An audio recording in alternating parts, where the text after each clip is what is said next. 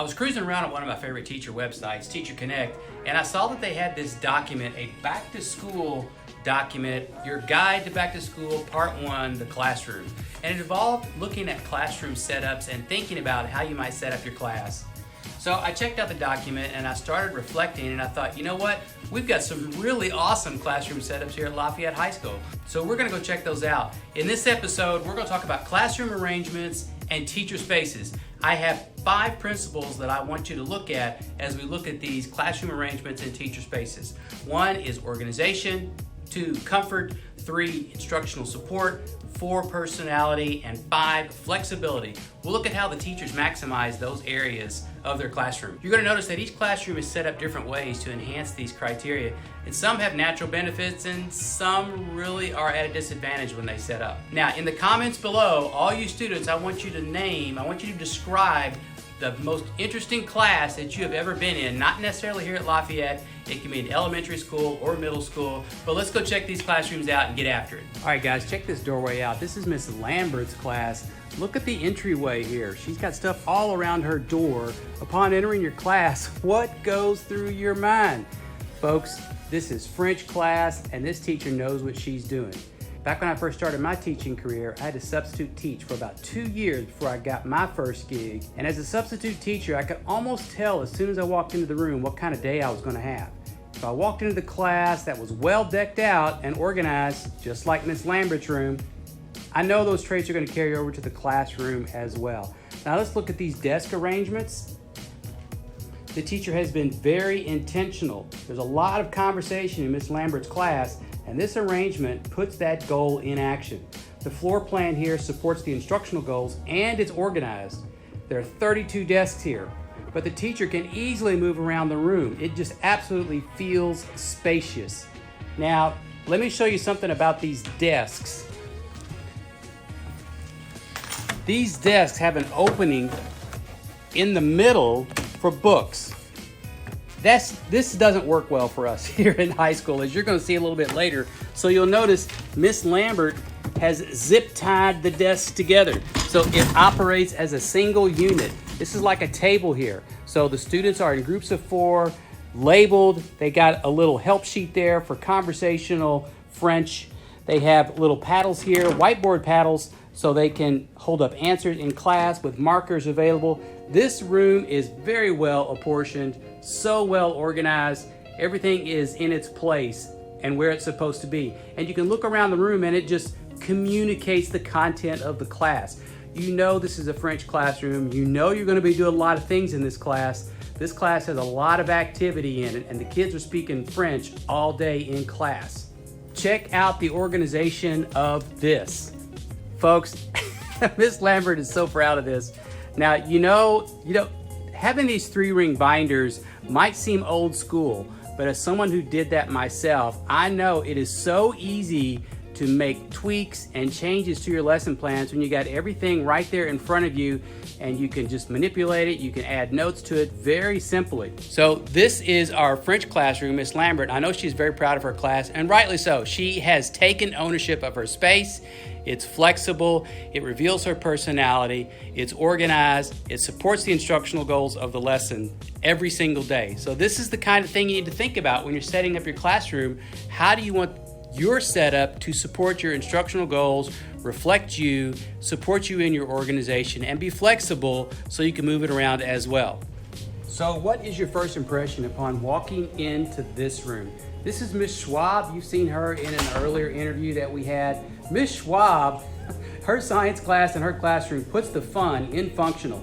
She's got mood lighting. You can see this around the room, and you'll notice that in several of the classes, this tendency to have mood lighting, which just adds a nice little effect to the classroom.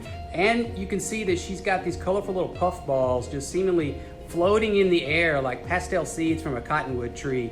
She uses arena-style seating, which promotes student-to-student discussion because so many students are facing each other. Guys, if you don't want students talking, don't have them facing one another. But for group work where it is appropriate or for larger class discussions, arena-style seating is very helpful in promoting student-to-student discussion. Now, Ms. Schwab does lots of lab work and dissection, and the extra space and stability of tables is really needed in this classroom.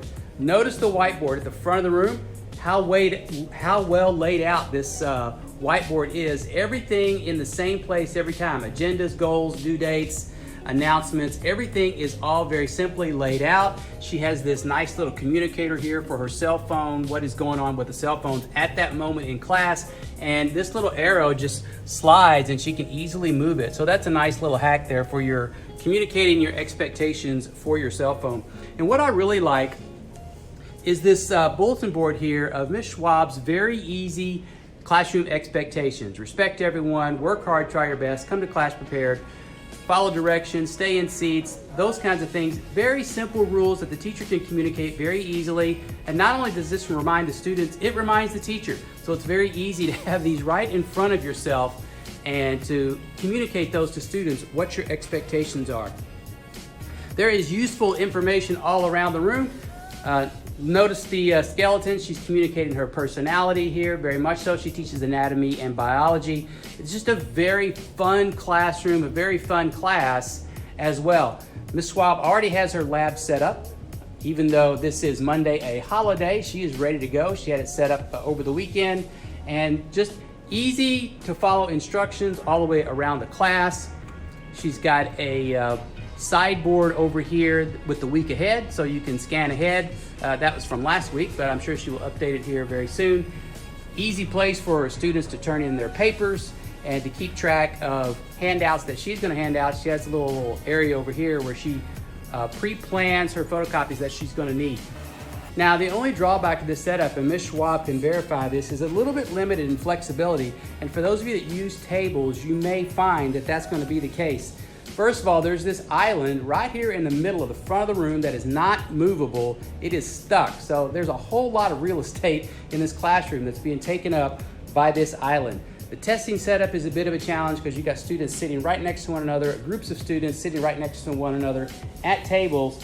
But with the extra seating in the lab area around the edge of the room, she could always utilize this to spread students around the sides of the room, which really helps in getting students spread out for testing purposes. So just love this room, 5 stars from Ms. Schwab. So think about the arena setup. If you like students having bigger discussions, the arena setup is something you really want to consider. Now we're going to look at a much more difficult setup. We have here Mr. Gross's classroom. It's a very small classroom, but he is packed with students and they're freshmen. So if you can imagine teaching a class of 32 freshmen, at the end of the day, let's take a look and see how Mr. Gross has his classroom set up. So you can see it's a much more traditional setup, which is highly advantageous. What we know about row seating is that it is actually one of the best methods of seating, research shows. For those students who are having a more difficult time, you're having students with attention issues, row seating is the best, and research will bear that out. Now, obviously, it's a little bit more of a challenge to do group work in this setting. Students have to move their desks around, but these desks are single-piece desks and they're very mobile, so that's very easy to do. These are almost all brand new desks, and they're larger than those other desks that you saw in Ms. Lambert's room, so that does give bigger students a bit of an extra space as well. So one of the disadvantages of those other desks in Ms. Lambert's room that you'll see in another classroom is they had that little area underneath where students are supposed to put books, but it tends to just be in trash. And that's why Ms. Lambert had her desk zip tied together so students couldn't just throw trash in there. They don't tend to use that for books anyway. Almost no student does. Mr. Gross is pretty new to our school and he hasn't time to collect all that teacher kitsch that some of the other teachers have. He's making the best of a difficult situation. This was a converted computer lab, and again, it is not as big as most of the other classrooms. But notice the convenient setup at the entry. Students can get their handouts right here, right by the door as soon as they enter, which saves a ton of time during the class. The seating arrangement is flexible when needed, but the default of rows, again, really helps prevent a lot of off-task behavior and misconduct. This is critical at the beginning of the year, especially for those freshmen that are new to our school. So give thought to classroom arrangement, especially in how it can support your management concerns. So when you're planning your different kind of classroom activities, and students, I want you to help out here. Which of these kinds of activities do you like the most for classroom? But when you're planning your activity, you want to be sure that your classroom setup is compatible with the type of activity that you're doing. So you've got whole class instruction, but maybe that whole class is teacher-led. Maybe sometimes it's a whole class real discussion where the teacher is not mediating in the middle. And this is, if you can pull this off, this is fantastic if you can get to this point. The teacher-led class, eyes are forward, listening is forward, all the interaction is forward. There's a clear leader in the room and everybody is facing to the front, to the teacher in the front. The teacher is leading the show. You're not gonna have a whole lot of classroom discussion this way. You might call it classroom discussion, but the setup is not gonna be conducive to that. For a real classroom discussion where you have eyes all around, listening all around, interaction all around, and a diffused leadership, you want a type of more arena arrangement, a horseshoe arrangement where people can see one another. If you're doing a small group activity, you want students to interact with the group and really only with the group. The eyes on the team and they're working together. So that's where those tables, those small pods come in real handy, and you've got basically your setup of the room is facilitating your classroom structure and your instructional goals. If it's independent learning, maybe you're doing reading, students are working independently, you want them to be able to see the teacher wherever the teacher is, so people need to be facing in that direction, but they're still facing in one direction. Students are working solo and they're probably facing forward. So again, if you're thinking about that row setup, the row setup is great for independent work. It is also great for the teacher-led work. It is not as great for the others, although with individual desks, you can support small group rather easily. Let's go check out another class. So we're checking out Ms. McClanahan's class, and I happen to know this is not her normal classroom setup, so let's take a look at what she's done. You can see in Ms. McClanahan's class, she has these pod setups, but they're different than normal, so she's doing something to support her instructional goals, and that is absolutely critical to your arrangement in the classroom. It's not so important that you have one setup that's going to work for you all the time. That's not what matters. What matters is that you're able to move it around, you're able to be flexible, you're able to change your setup to meet your instructional goals. In fact, I would say just flat out change your setup from time to time, and I think you'll find that the students appreciate the difference and figuring out where they're going to sit in the classroom and just having a different view, a different collaboration feeling in the class, and a different interaction with the teacher and with their peers. So mix it up in your classrooms. Don't just always have pods of 4. Sometimes you can do lines of 3 or 6 or whatever it is. We're going to take a look at some other classrooms that use this kind of setup. Now, Ms. McClanahan is one of these uber organized teachers, so coming in and being organized, you notice she has the agenda laid out, all the handouts laid out, everything is ready to go, and it is just a different setup than normal. All the pods are labeled, so the students are going to get instruction on where to go so that she can move around the room and interact with them as appropriate. So again, just another setup for the classroom, revealing how she is organized, showing flexibility, her personality, and supporting the instructional goals of the class. Now we're going to look at Ms. Walker's classroom, which has a little bit different setup, but I think the most prevalent feature of Ms. Walker's classroom is that it just exudes her content and exudes her personality. So when you look around the room, you know what she teaches. We have all kinds of political paraphernalia going on in this classroom. We have political signs, we have maps everywhere. We have the presidential cabinets over here. I like that, very, very kitschy. Her personality is just revealed everywhere throughout the classroom, and I think that's just so important for teachers to take control of their space. This is your space, and you're going to be in it about 8 hours a day. So I think it's so important to own your space, to make it yours, to exude your personality and your content, and it'll give a way for kids to relate to you and connect to you in so many different ways. And also notice the seating arrangement that Ms. Walker uses here. So it's sort of a modified pod arrangement. This room is not a giant room. It's square, and sometimes square rooms are harder to manage than rectangular rooms, I think. But notice how she takes the desks and pushes them together to form these. Everybody is still facing the front of the room, but it's kind of a team where students can work together.